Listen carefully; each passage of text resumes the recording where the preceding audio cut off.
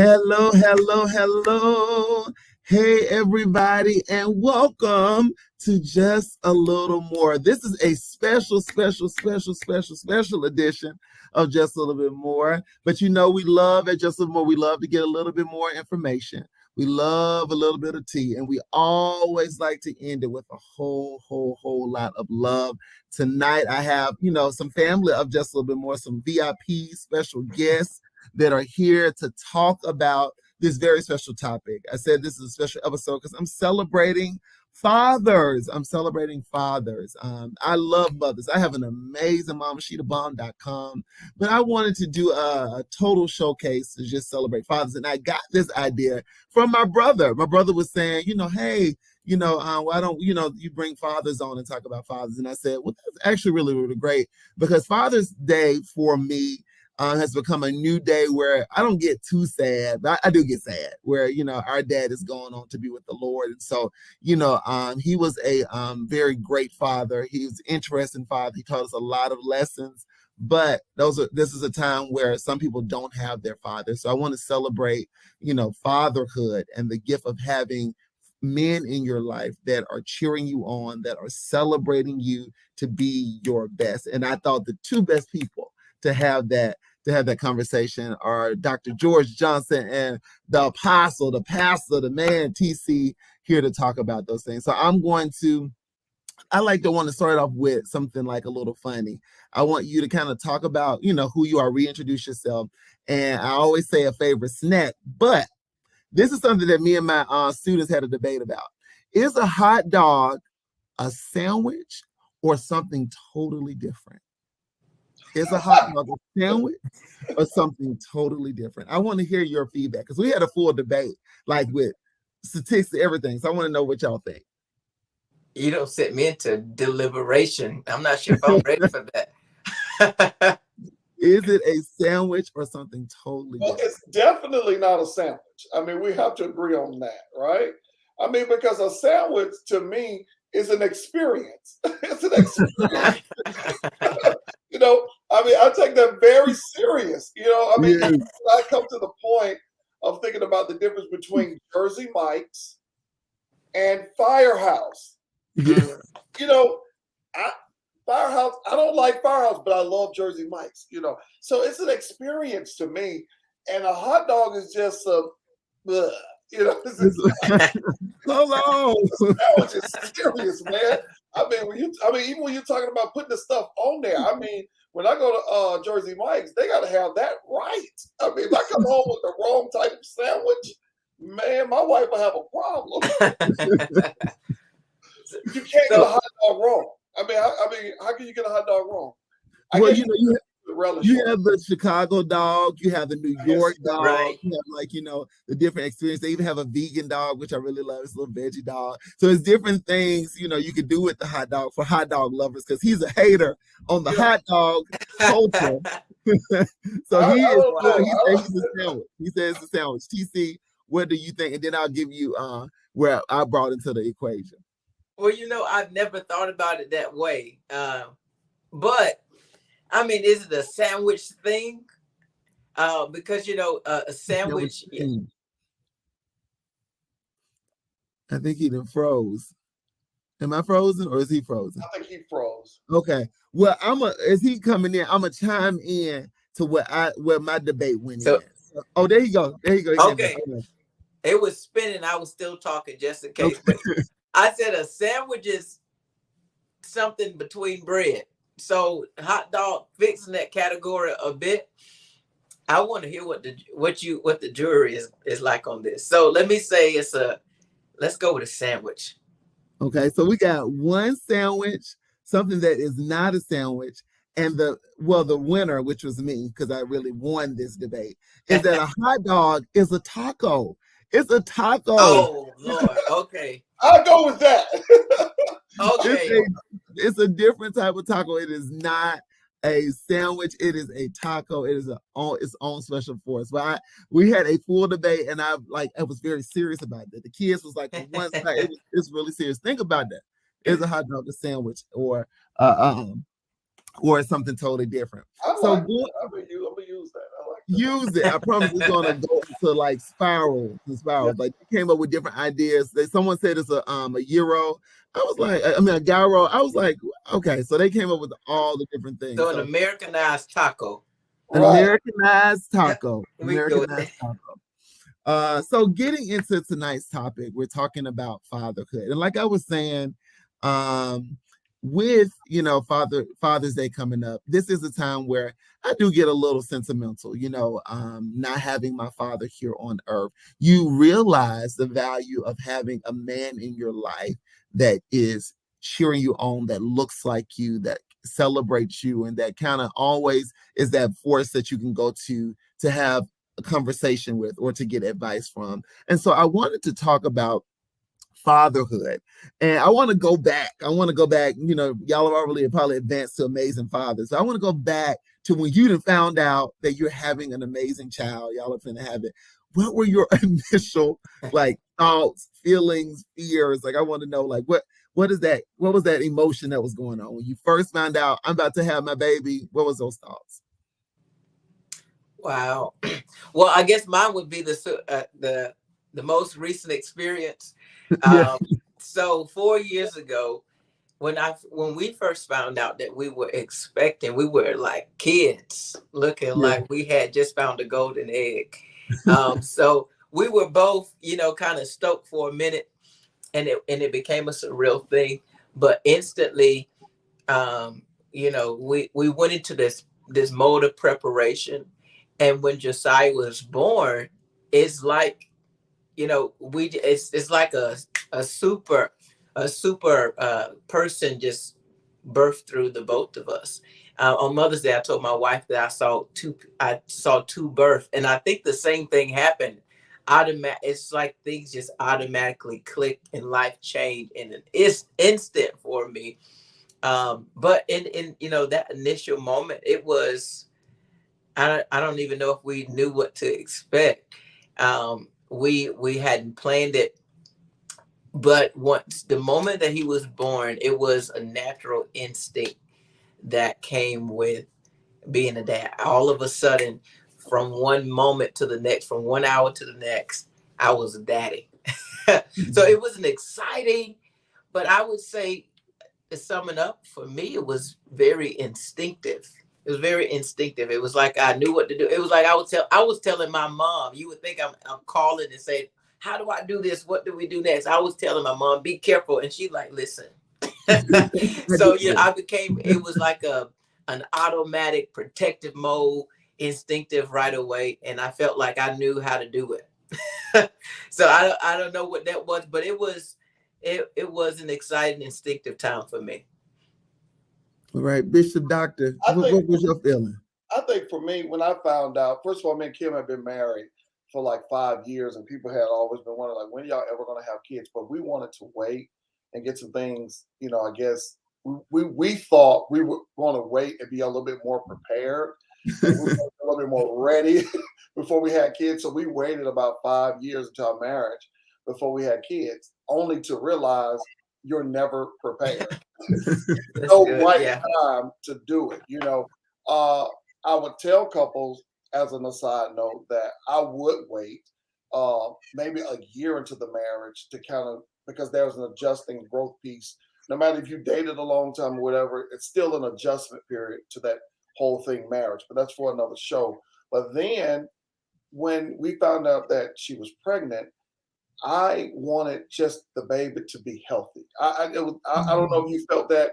You just wanted, like, Lord, let it come out and be healthy. Let it have 5 fingers. 10 fingers, 10 toes, 2 eyes, a nose. You think through all of that. Let it have a brain. You think through all of that. Because one of the most powerful testimonies I have is my middle son almost passed away at birth.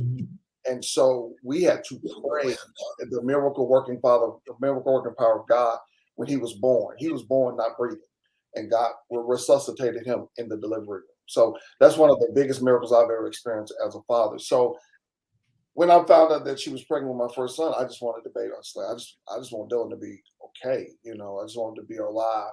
And so then I remember my mother used to say all the time to me, she said, you would never realize how much you love something until that child is born. Then you realize, like, man, I would give Yeah. my life. You know what I mean? Like, no, I mean, it would be no question. I mean, no, like, you go into this mode of, I would do whatever it takes to protect this life. Yeah. Immediately when you see them, I mean, you just met them Yeah. for the first time. Yeah. You immediately go into this thing like, if somebody was to walk in here and do something to my child, I would probably lose it. You know, you go into that mode of protection. And for me, I mean, he was years ahead of me because he said he knew how to do it. I didn't. You know, I had to learn. And I always tell Dylan, you were my trial and error child. He really. I thank him. I mean, I did something right because he turned out pretty good. But Yeah, he I turned did out a pretty lot good. of things in the first 5 years of his life. I was like, Lord. Even the day that he was born, Jonathan, you were there when you. Yeah, I was actually still trying to preach that morning. yeah, Wow. Active labor now. She's in active labor at the point where she's like screaming. She's in active labor. I'm telling her, just hold up. Let me preach this message. Then I'll take you to the hospital. And I heard something come out of her. You know how they say, out of your belly, really. rivers of living water.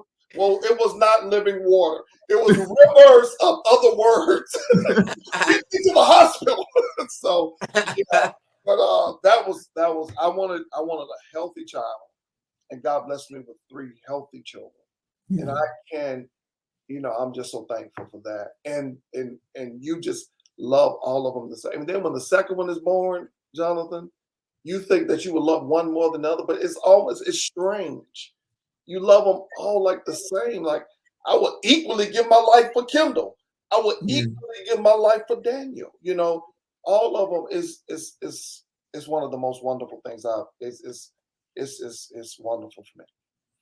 So I'm a challenge. One thing when you say dealing with your trial, I would say me and Kevin were your trial children. There's a lot of stuff. I see now with Dylan. I was like, Dylan, he would have never. We didn't experience everything, you know. So me and Kevin were him and Kim's challenge. I mean, their trial. That's right, because y'all used to live. Y'all used to stay with us all the summer. But I would want to say, and then just kind of diving into another part is, what was your blueprint of being father? And what are some things, like, you know, that you may have had amazing men in your life or fathers, but what were some things, okay, I know this is my blueprint, or this is something that if I have my dad or somebody else, this is my blueprint. But what were some things that you said, I'm not going to take into me being a father? This is something I want to do differently. What are those things? And, you know, that you can kind of just point out and be like, I want to do this differently as a father. But also, what was your blueprint? What was that anchor that said, okay, I'm gonna be this type of father? Or did you even have that? But then also, what was the things that you said you weren't gonna take? Yeah. What's a good one? You want me to go first, or who?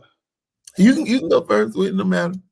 Okay, I would say I had an amazing dad. You know, me and Jonathan, we argue about that all the time. Really, that's another show. Here's what I learned from my father. I learned 2 things from my dad. Number 1, provide. Yeah. My dad always worked. He always worked. And my father was born with a disability. He had a handicap. He was disabled. And people were telling him, you need to get disability. No, my father said, as long as I can breathe, I'm going to get up every morning and I can go to work. And my father drove a bus. He worked in grocery stores. There were times he got laid off. He was a man of, he had pride in what he did, and he took pride in working up until the point where he couldn't walk anymore, and he had to do some other things. So I learned how to provide for my father.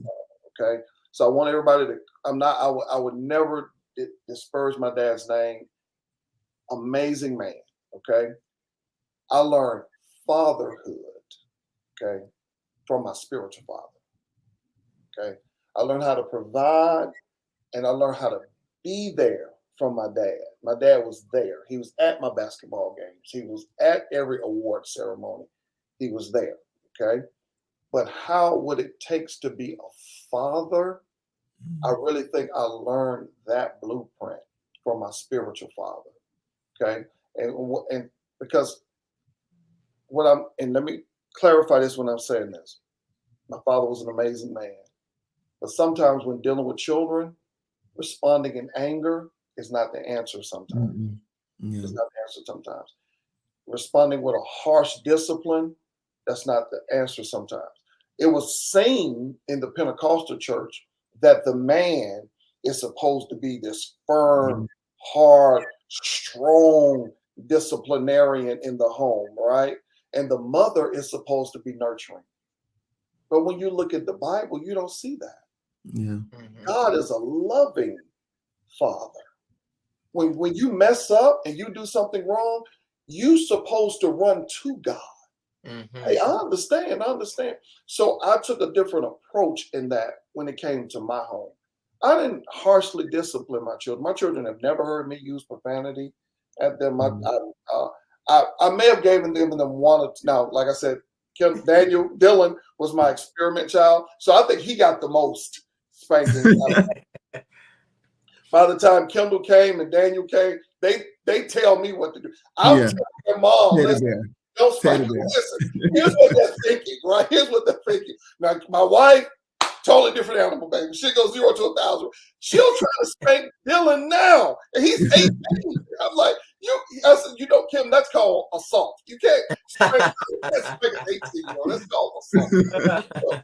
So, but I learned, and so I think through that, and me taking that approach and being open with my children and telling them, hey, your dad almost OD'd on drugs when he was in college. Me being an open book. My kids didn't know I'm an open book. I told them, yeah, I slept with girls. I did that. I did that. I said, me being open and me sharing my life with my kids. Hey, I did this. I drunk. I smoked cigarettes. I did this. When me being open with them, but at the same time, when they make mistakes, when they fail, I didn't jump on them. The only thing my kids know that I turn up about in this house is that if you ever lie to me, you ain't got no reason to lie. I mean, what? You did it, you did it. You did it, you did it. Don't lie, and I'll turn up for that. So I learned that from my spiritual father, Calvin Washington, because sometimes I saw it made you scared as a kid. Oh Lord, my dad's gonna get me. He's gonna spank me. He's gonna get me. And that's not how I think a father should be in the home. I think a father should be the person that you feel. I don't care if I robbed a bank, I can go home. I can go home, and I can receive justice.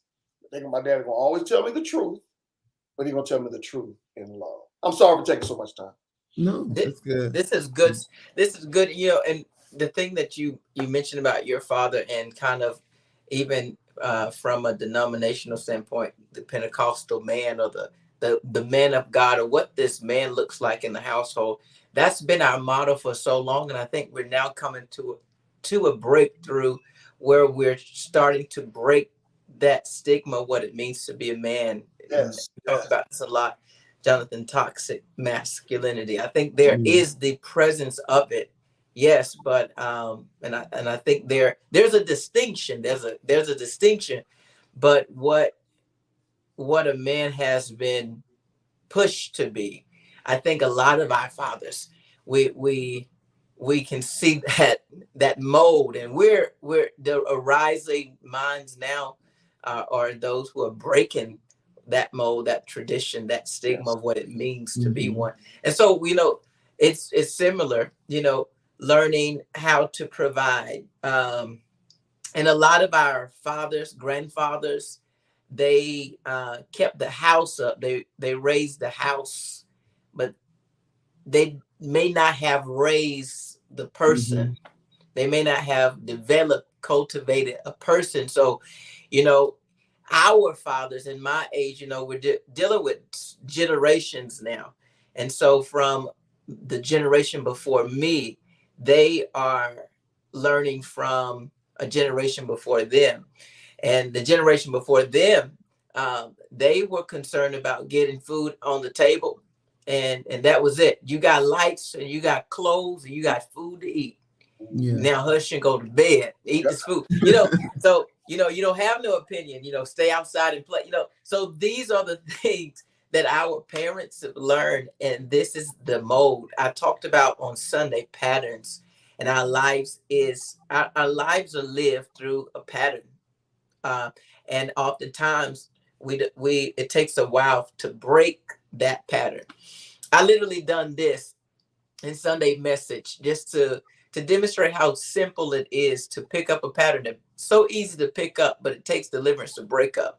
So I said circle, square, circle, square, circle, and everybody unanimously said square. Yeah. Yellow, orange, yellow, orange. Everybody said yellow. So the patterns are as simple as that. This is what happens, and this is what we were brought up in. And so for me, I made a decision to break that pattern. And the best design, and something that you said, Dr. Johnson, is the father's example. The father's example. Thank God I was saved early and had a relationship with the Father, to know that, as you said, you run to the Father. The prodigal son's relationship, as he comes back from being out and squandering everything, is a great example of what a father's reception looks like. And I think the reason sometimes we go so far away is because when I had one mistake, or I had a little I got cussed out. And so when I have a big mistake, I got to find somebody else, or I just need to escape because I don't have a safe place to come back to. And so for me, the best example was the father's example, and maybe contrary to opinions, but also the virtues of my mother. She's not a father, and I don't celebrate my mother on Father's Day. I celebrate her on Mother's Day. But the virtues of my mother and the qualities that she demonstrated, those were things that I learned in my love language to my son now.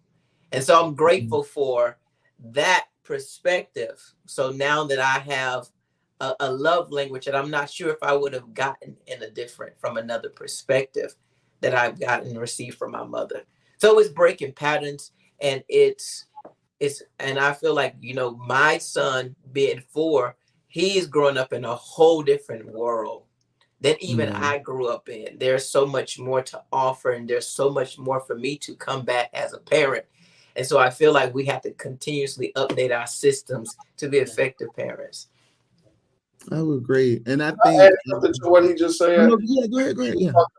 When you were talking about patterns, Yeah. it makes me think back to when I was the original question that Jonathan asked me, because you could grow up in a cycle and a pattern. But like what you said was, the pattern can be broken if you see a different pattern. Yeah. And that's what I saw. It was not my spiritual father sitting down to me saying, "Hey, here's what you need to do to be a good dude." It wasn't that. But like what you just said, more is caught than taught. Me watching and seeing the way his children responded, me seeing the way him having a firm voice in his home, but not a loud voice in his home. Him having creating an atmosphere of love, because when you do that as a father, when you create an atmosphere of love in your home, harmony, unity, peace, and love, it attracts. It doesn't detract. Because that pattern of that was seen as being weak, as seen as being soft. But it's really the way that we are to manage our lives after our Father. And so I just wanted to add that to that. Oh, yeah. Yeah, I'm preaching. I like when you said attract, your hand went out like that. So that really meant that you had a point. But no, I do want to speak a little bit on that. We should kind of go into the next question, where is a lot of, like my brother said, we had an amazing father, and like the gems that he gave are really, really powerful. I think that learning manhood, you also have to have other men to help you through that walk as well. I always believe that. I believe, a father can do so much, but you always sometimes need another person, another champion in your life that you can be like, I like what he does, and I like what he does, and so I'm gonna take a little bit of everything to make me even better.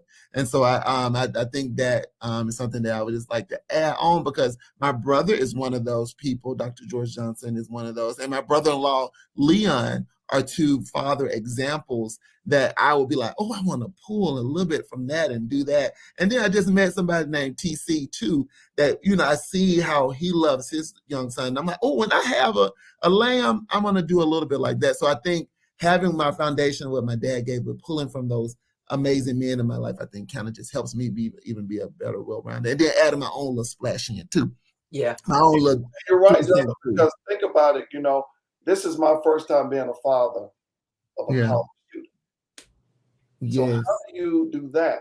Well, I need to lean in, and I talked to Leon. I need to lean into us. I saw Leon parent as a father with a college student in another state.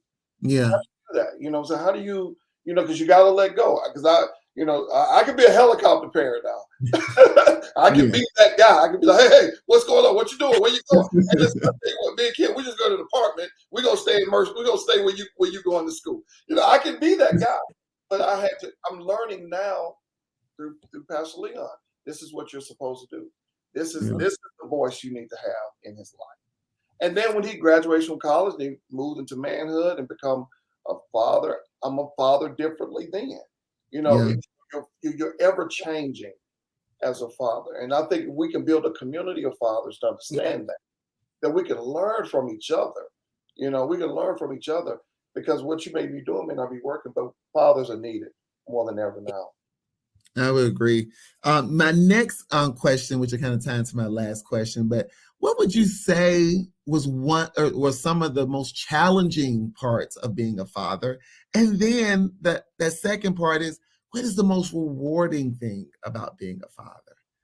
There's some challenging moments, or you may say growth moments, you know, but I want you to be real. Challenging moments. And then what is the most rewarding thing about being a father? I think for me, the most challenging moment is the balance, you know. So having a birth of a child, a human that we're responsible for taking care of, is now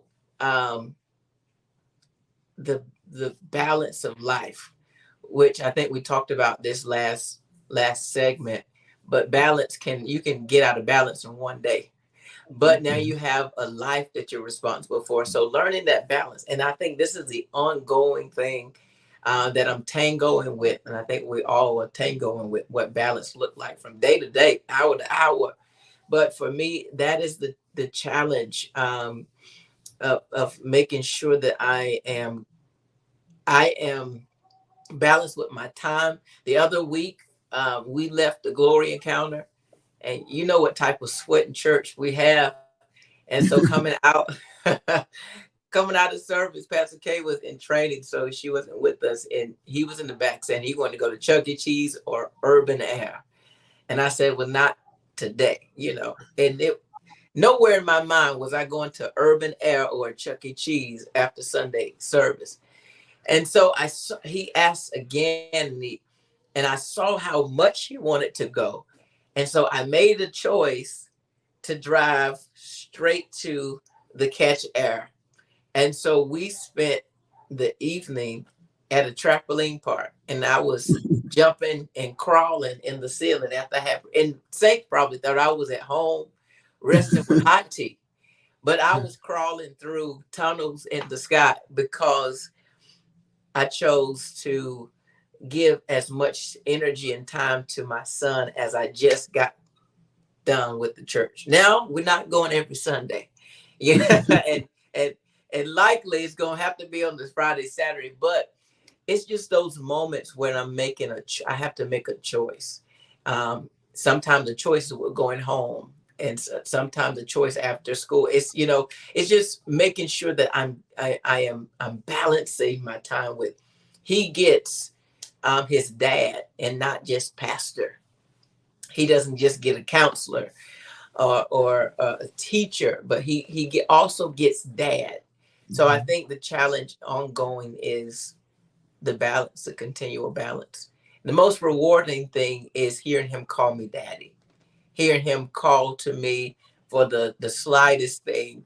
And at this age of 4, it gets very repetitive.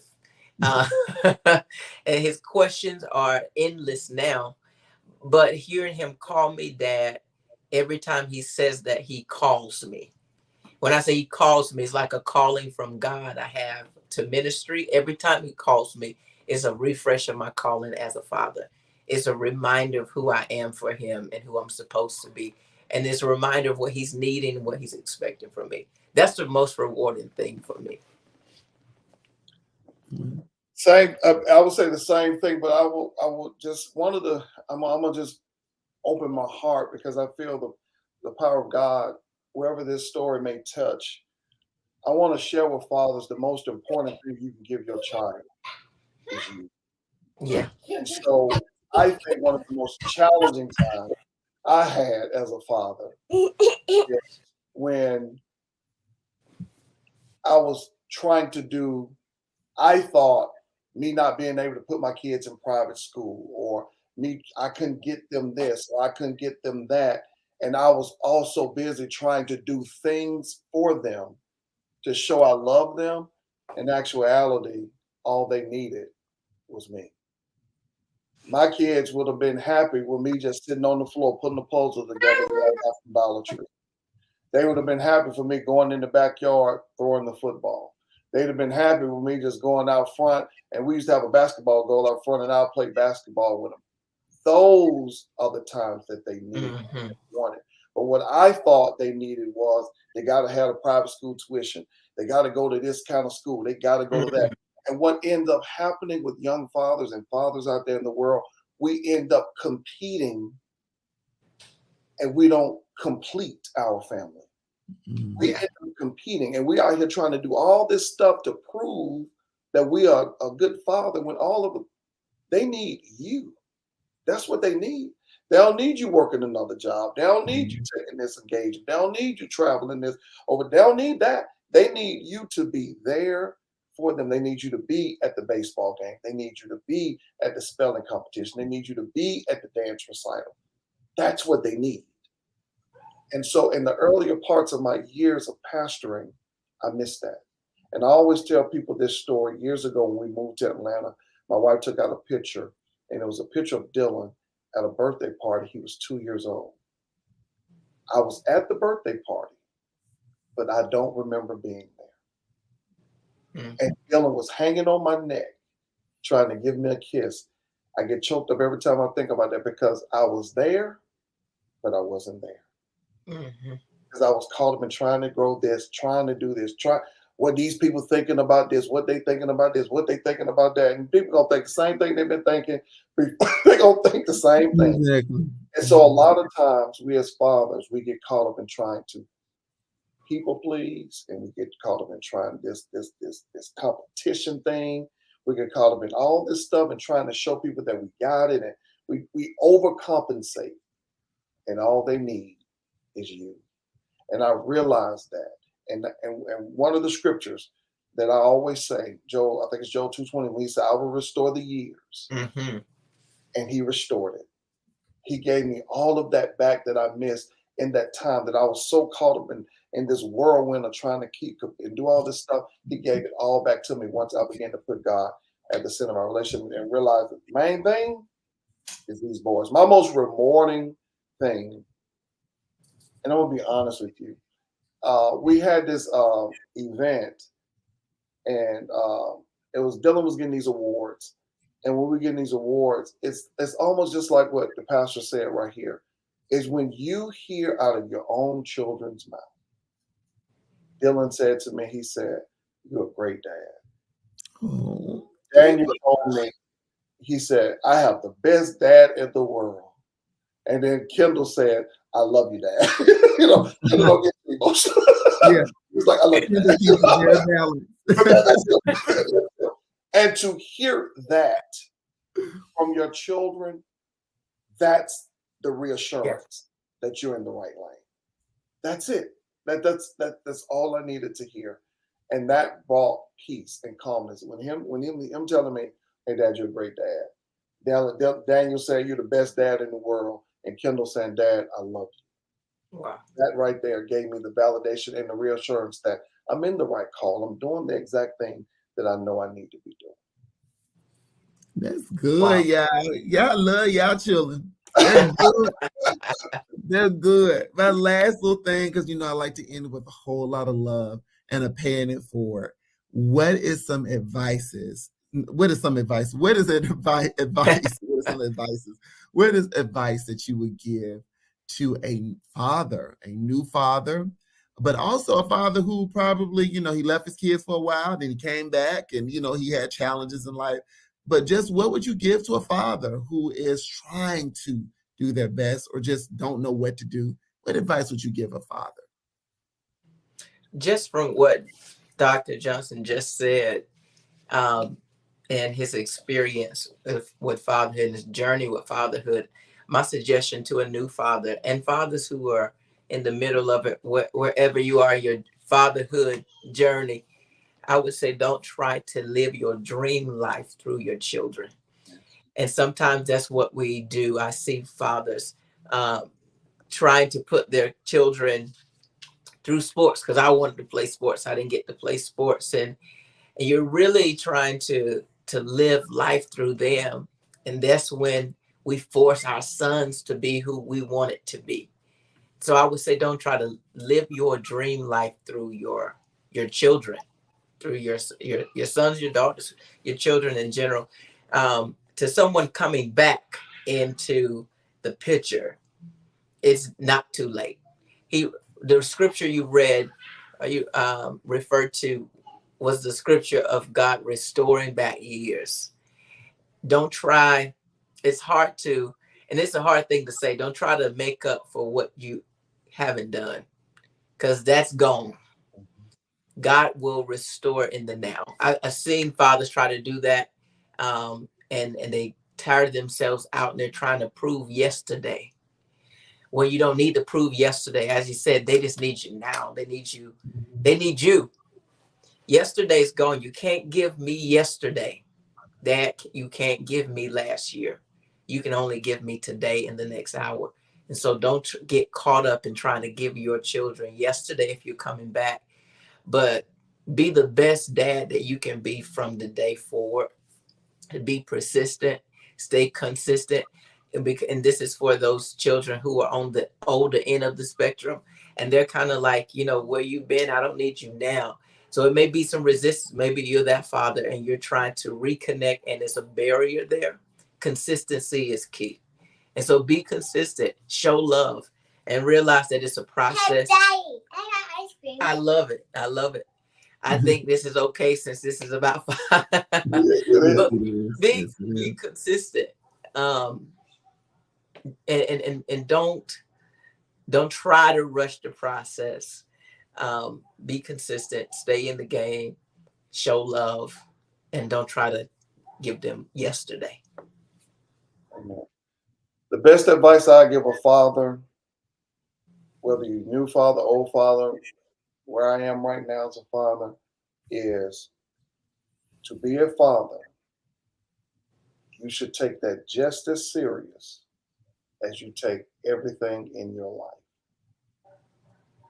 We take our jobs seriously. So we read books, we go to seminars, we go to all this stuff. We invest in our careers because we want to be the best that we can be in our careers.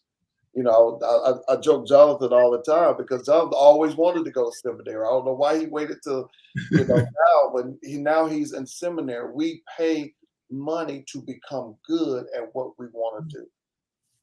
It's the exact same thing with your calling, to be a father and to be a husband and to be a leader in whatever you guys called you to be, but especially to be a father. And if I can say this, to be a husband, you have to invest in it. Yeah. It's not going to happen. It's just not going to just wake up one day, oh, I'm a good father. No, you got to invest in it. You got to get around people that you know that are good fathers, invest in that relationship, take them out to lunch, take them out to dinner, ask them some of the things they did. You got to invest in it. You got to read books. You got to listen to tapes. You got to get that word in you. And I know just a little more go out to all different audiences. Mhm. So what, I don't know what your faith say you're supposed to, but you gotta, my faith said get in the word. You got to get in the word. You got to get that word in you. What does the word say about this? What does the word say about stress? What does the word say about talking to my children about sex? What does the word say about talking to my children about drugs and alcohol? So you got to get in the word. You got to invest in it, just like we invest in everything else. You got to invest in this walk of being a father, because it is the most important job that you have. But we got it kind of out of order. We think other things are more important. This is the most important job that you have, and that is to shepherd your home. That is the most important thing you can do. And so you have to invest in it to be good at it. So invest in it. That was some good stuff. I'm going to add this story because I feel compelled to tell this story. And I think this is the Holy Ghost, Mashanana. So this is to sons. This is to sons who have living fathers. Sons who have living fathers. And like I was saying, my father is an amazing man, but we had some challenging moments and some growth moments. And before he passed, then my dad, well, we didn't have an argument, but he said some things that were not nice. It was not he didn't say the best things. And we didn't talk. And he tried to call me, but I did not answer because I was angry with what he was doing. I had got angry and I let anger sit. And I did not answer the phone when he called me. The next call I got within weeks was my mom calling me saying that my dad is being rushed to the hospital. So I say this to you to say that you think you have a million years. You think you have so much time, but you don't. And you don't want to lose that time because of disparaging words, because of something that could be worked out, because of a conversation that you can have while that person is living. Yes, they may be not the best father. Yes, they may not be in your life. And yes, y'all may have had an argument the last week or the day before, but take the time. Have that conversation while they are breathing, while y'all both are coherent and you can talk about it, and forgive. Because when he called me the next time we was in the hospital, it was not, of course I forgave him. Of course I loved him. I realized I let time pass and it wasn't even that important. I couldn't remember what I was mad about. So I say this to some sons who may have a father and they haven't talked to them in years. You ain't talked to them in weeks. Go and talk to them today. I encourage you to have that tough conversation and forgive if you can. But I always say, forgiveness is for you. It's for you. It releases you. It takes it off of you. Forgive and move forward and celebrate the time that you have with your dad, because you don't have all the time that you think you do. So celebrate it, and forgive. So I thought that in my shot, and I hope that helps somebody. Good. But I want to just celebrate. I want to celebrate these amazing fathers that we have. And all the fathers that are out there that are trying and doing their best and giving, and we see you. We celebrate you. We are blowing, like my brother said, you need somebody to blow a whistle in your life. We're blowing a whistle and saying we celebrate you, and we give you standing ovations for the hard work that you're doing. Yeah. Yes, we love mothers, but we celebrate fathers with this special, and we hope that you feel honored. We hope that you're able to spend time with your family. And I hope you feel all the love when you sing this, because we know we need fathers. So any closing words that y'all may have, any closing words? Y'all done gave so many gems. Anything else you want to close out with? I don't have nothing deep. I just have an important message right now for Father's Day that's coming up. We don't need socks. We don't need flashlight keychains. We don't need any more tools. And I don't need any more ties. That's my final word tonight. So now this is the funny part. What do you want? Like, what is it? Because that's all they have. They have the socks. and a tool case up there and a tie. What is, Keep okay, this change is a funny thing. What is a funny thing that you can get? What is a good gift that a kid You know, can get? I'm gonna give a shout out right here. My son Dylan took his senior trip, and they went to Orlando, Florida. And they went to Orlando, Florida. I said, Dylan, I told him, and y'all and everybody, you'll get to know me, Pastor. I'm very straight up. I don't cut corners. And I told him, I said, don't you go all the way down there, don't bring me back no gift now. I paid all this money for you to go. Bring me something back. And so, and he actually bought me a good gift. He went and bought me, you know I love shoes. And so he went to the Converse outlet and bought me a pair of Converse. Devo? Wow. Yeah. Yeah, I was really sorry. Now he got him off the clearance rack, but that's okay. It's okay. He's growing. He's growing. He's growing. He's growing. And I was so proud of him because I got all kind of mugs. I don't want no. Don't buy me no mugs. Yeah, we Give me don't no card. And if you give me a card, put money in the card. Money in the card. Read it. I don't want your words. I can read the Bible and get the words. I know you love me. I know you orators. We're orators. You gotta show sign. What's that song we used to say back in the church? Say you love Jesus. And if you love Jesus, if you love the bishop, you need to show some sign by putting some money in there. Let me put this out there because I know some kingdom get on and they'll share it. Kingdom, I'm just saying, if they may be hearing, you know, one of the best gifts that I received on the Father's Day, it was like a bouquet of gift cards. It was so creative. It was so creative. Hadn't seen anything like it. But it had little sticks, and on the little sticks, it had a gift card taped to it. So it was like 10 gift cards in there with some candy sticking out. And so it looked like a flower bouquet. It was in a vase, but it was full of gift cards and little candy pieces. So my favorite candy piece. That was great. That's a good gift. That's a good gift.